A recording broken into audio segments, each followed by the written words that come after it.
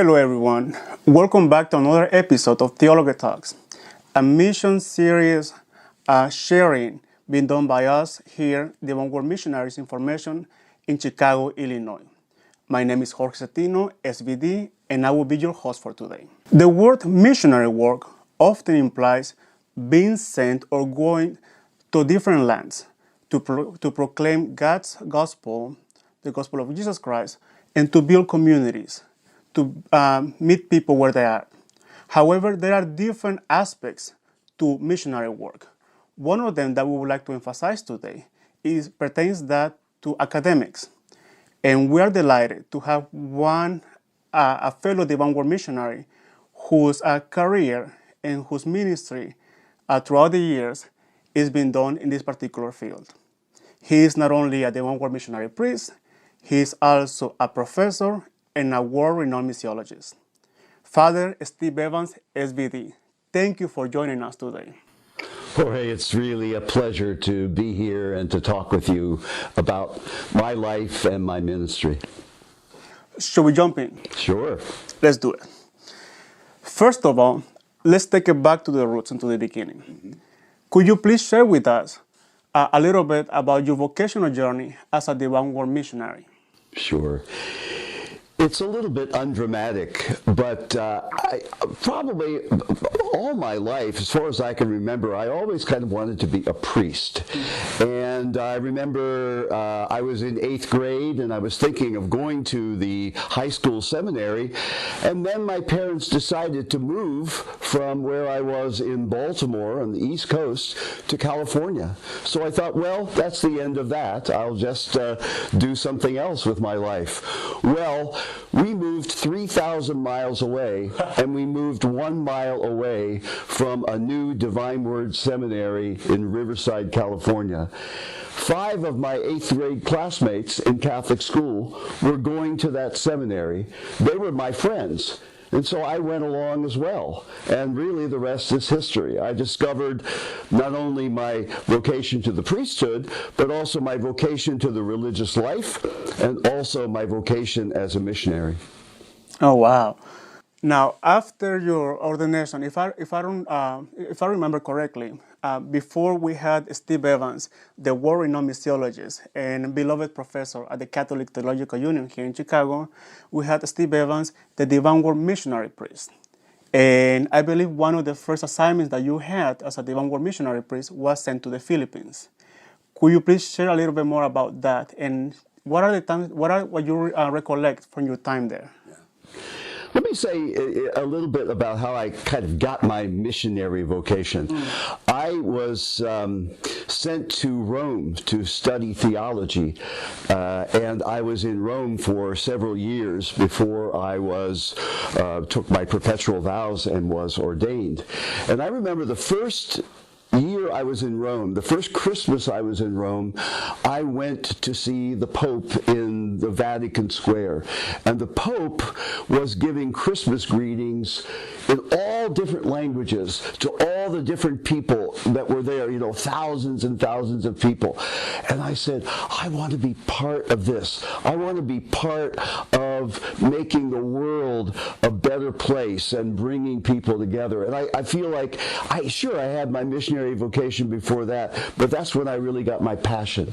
And so when I took my perpetual vows and I was ordained, I applied for the Philippines. And I went to the Philippines. I was a professor, but I was much more, because when you're in a situation like that, you have to be much more. I was doing formation it was a diocesan seminary. I was doing formation there.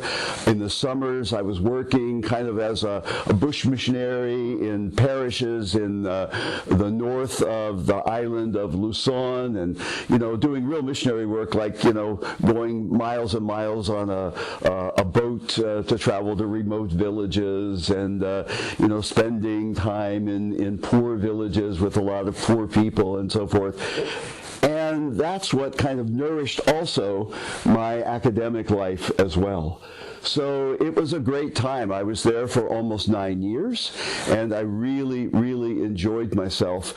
And then eventually I came back to do a doctorate at the University of Notre Dame, and began working at CTU, and that's how I began to develop into the person that you know today. And yours is a perfect example of how we SVDs try to live out our missionary vocation. It's always wearing many hats, right? We're sent to one place, perhaps for a specific mission, and then once we get there, we see the needs of the church and the needs of the local community and try to help out in any way or shape or form that we can. So you mentioned CTU, and it's a place that you have called home. And for those of us who may not know, CTU stands for the Catholic Theological Union here in Chicago. It's a conglomerate of different religious communities where seminarians, information, men and women, religious and lay, go there to study theology, but more than study, to do theology, right? And you have played a big part of that formation of new leaders in the Catholic Church, tomorrow's missionaries, when it pertains to not only SVDs, but to everyone in general. And it has been your home for many years. What has been one of the joys that have brought this life and career of a professor? I would say two things. Maybe, first of all, the students that I've had. Hundreds of students over 30 years of teaching from all parts of the world, lay people, men, women, different religious, fellow SVDs. It's just been such a privilege, and I've learned so much from my students. And then my fellow faculty members. They have just been remarkable. It's a real community of scholars, and we have helped each other, we've supported each other, we've challenged each other over the years, and that has been absolutely fantastic. So the atmosphere at CTU was one that challenged me to grow and supported me in my growth, and I felt appreciated there, both by students and also by faculty members, and then people outside of CTU where I would begin to give talks and share my writings and things like that. So those I think are the two highlights. You know, my colleagues and my students. Your students. If there are students or colleagues of yours watching this interview, I'm sure they would be shaking their heads, attesting to that. Now, let's follow up with scholarship and your writings. Sure. In your career as an academic and also as an SVD, you have written many articles and countless books. However, one of them is this one, Models of Contextual Theology. And in this book, you argue, or you make the premise that there is no such thing as universal theology because all theology is contextual. Could you please explain or share a little bit more of that? And also the context in which this book came about. Well, when I was in the Philippines, when I arrived in the Philippines, one of the first people that I met there was a man by the name, an SVD, by the name of Father Leonardo Mercado. And he said to me, I just come with a licentiate, like a master's degree from Rome, and he said, Steve, are you coming to the Philippines to teach Roman theology or Filipino theology? Wow. That blew me away. I didn't really know what Filipino theology was. I just thought that there was theology. And so I began to read, and I began to study Filipino culture, and I maybe even foolishly started in my first semester teaching a seminar on Filipino theology for my students at the Diocesan Seminary in Vigan, where I taught. It was really amazing, and I learned so much. But as I studied and we reflected, there were all sorts of conflicting ideas. Filipino theology is about culture. Filipino theology is really about something like the theology of liberation, influenced by Latin America. Filipino theology is translating things like consubstantial into Tagalog and other Filipino languages. So what is Filipino theology? And then one day it hit me. There are all different kinds of models of Filipino theology. And it all depends on what models you feel are appropriate in a particular situation. I wrote an exploratory article about this. I taught a course, actually as a guest professor, when I came back from the Philippines at CTU on this. And then my great colleague and dear friend Bob Schrader said, why don't you write this up in a book? Oh. And so I began to do that. And the results, or the result, is models of contextual theology. And from John, the one-word missionary, it was liberating, especially to read that phrase, because then it liberates us it allows us to be able to do theology from our own context. In my case, a Guatemalan SVD. Yes. So thank you so much for that. You're welcome. It's just an amazing thing. What my doctoral professor said, that we all have one good idea in our life. Maybe this was my one good idea. Well, I'm sure we have. You have had more than one good idea, and perhaps this is a good segue for what is Steve Evans writing today. What I'm working on today is a theology of the church that tries to explain the missionary nature of the church. Pope Francis says that the church goes forth as a community of missionary disciples. Vatican II says that the church is missionary by its very nature. What I'm trying to do is explore that, to unpack that, and try to understand the fact that everything that we do in the church, every person in the church is called to be a missionary. Maybe not like SVDs, a foreign missionary or a cross-cultural missionary, but everyone is involved in making sure that they live out the gospel and witness to the gospel in their lives. So we are, as church, a community of missionary disciples.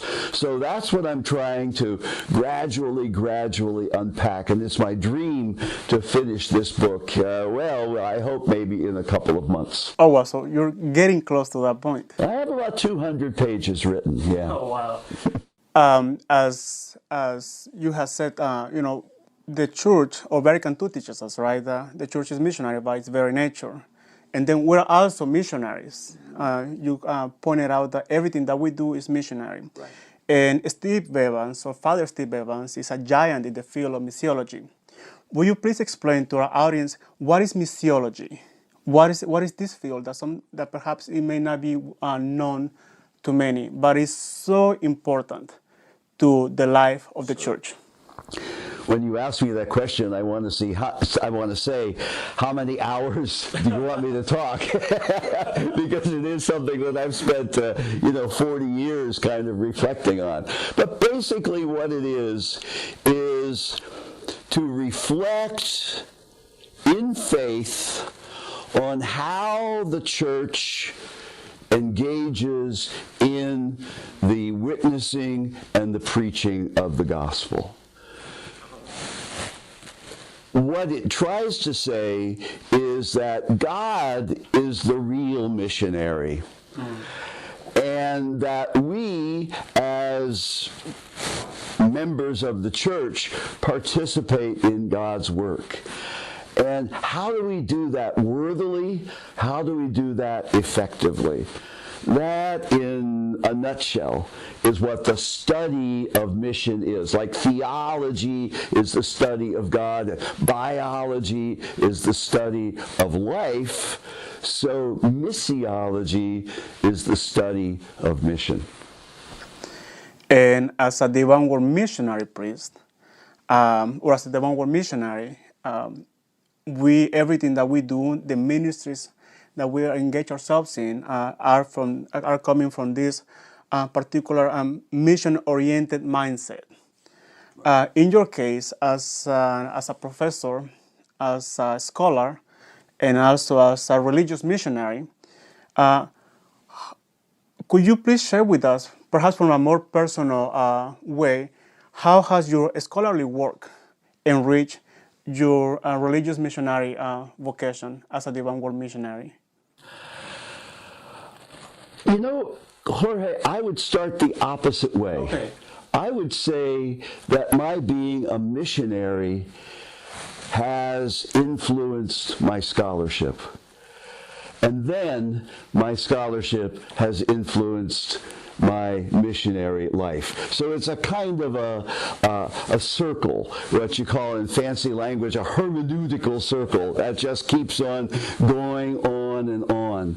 So the fact that I am engaged with people here at the Theologate, in different cultures, in my parish ministry that I'm engaged in here in Chicago, when I travel and meet people from so many different cultures. This so enriches me. It enriches my scholarship. And then I think my scholarship has committed me more to this kind of intercultural, cross-cultural mission type of life. And so it goes back and forth.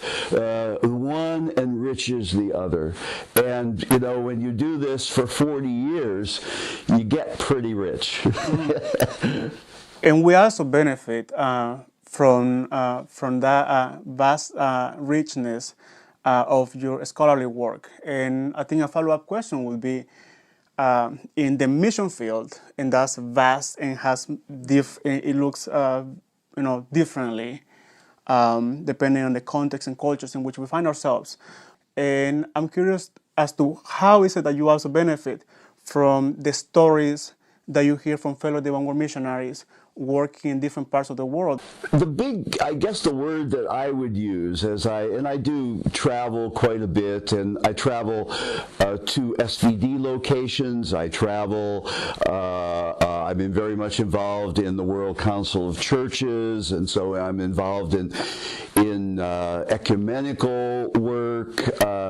I talk to other groups really all around the world. I've taught in places like Australia and in Rome. But I think the word that I would use most is the word of inspiration. I remember one of the things I love to do is go to our renewal program at NAMI, when there's usually 25 SVDs, mostly from Indonesia, from India, some from Latin America, from Africa. And I teach them about the theology of mission. And they share with me their stories. And I listen to these men whose lives have been in danger from attacks by radical Hindus, that they've been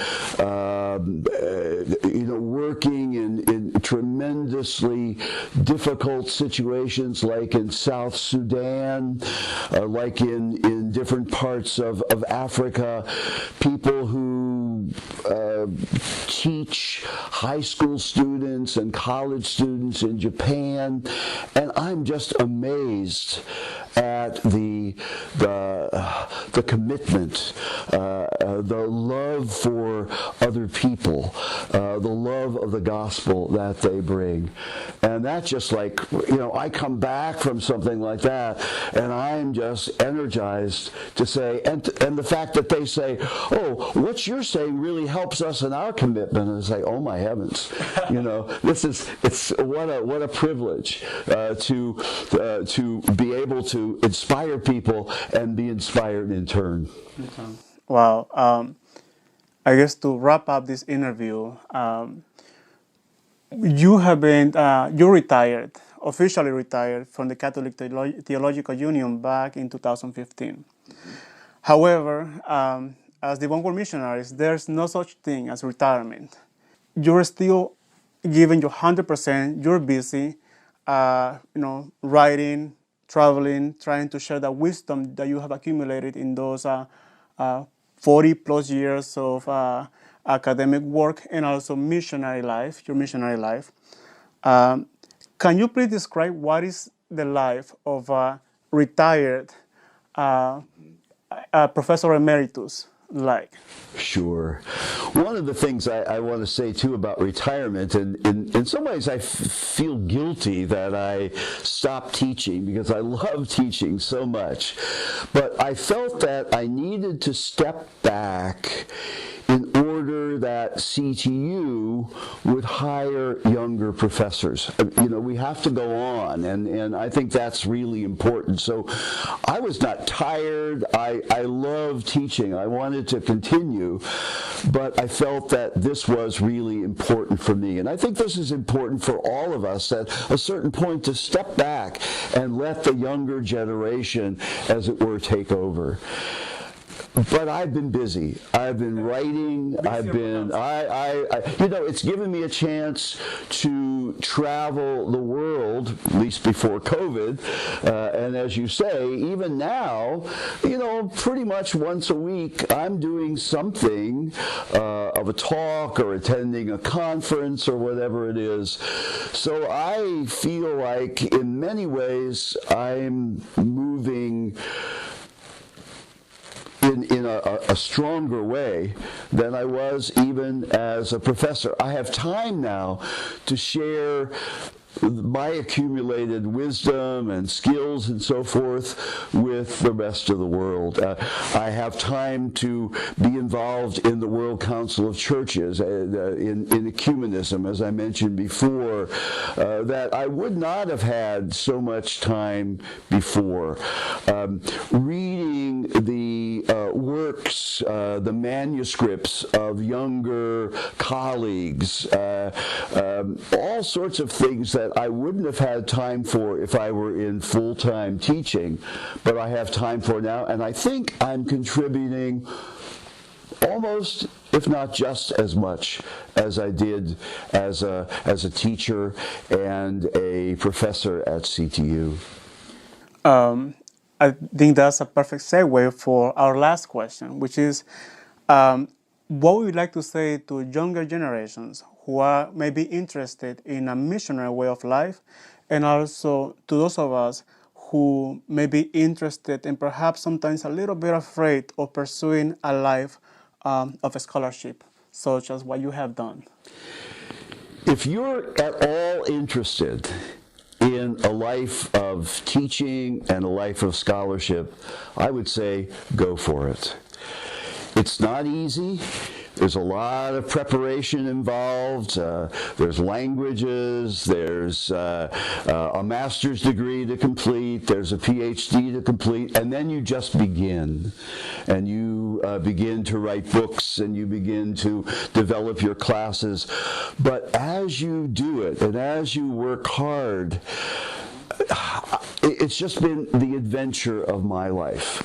And I really wish more people could have that kind of adventure. I think it's a wonderful thing for a religious missionary and a religious missionary priest to be involved in. Something very different from parish work, but it's something I think that really can inspire, in many ways, many more people that you can